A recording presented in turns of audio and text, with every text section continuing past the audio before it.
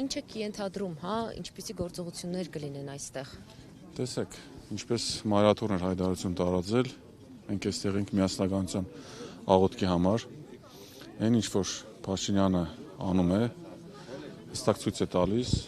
որ երկրի վարչապետի աթոռ զբաղեցնող անձի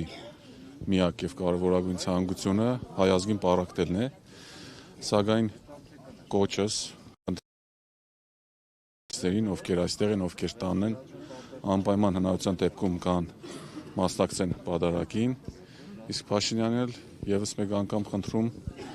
եւ հորդորում ենք պառակտման որևէ կից չտանել, քանի որ տեսեք մենք որտեղ ենք գտնվում հիմա,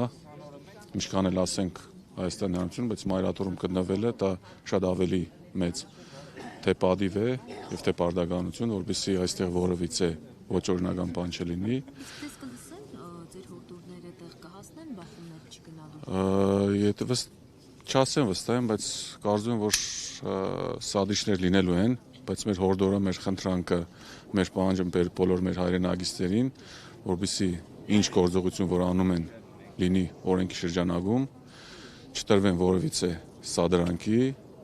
մասնակցենք պատարագին, մենք մեր աղոթքը անենք Հայաստանի Հանրապետության համար, հայ ժողովրդի միասնականության համար ու ըստ այդմ դրանից հետո առանց որևէ խնդիրների հասնենք ամեն մեկս մեր տուն։